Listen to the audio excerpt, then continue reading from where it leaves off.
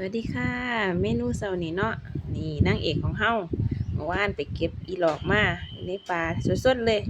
คุณยายจมอยากกินอีหลอกก็คือนางเอกเนาะอีหลอกนางเอกไผเป็นพระเอกล่ะ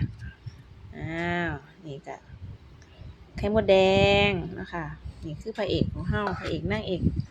ตัวประกอบแต่ว่าตัวประกอบก็สำคัญเด้อเนี่ยผักอีตู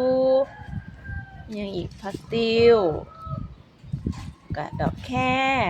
ขมอมล่อมบักบวบจักหน่วยก็พอแล้วบักบวบบักโง่งิ้วคุณยายบ่กินบ่หลายดอกเรามักอีหลอกตัวสำคัญเนาะ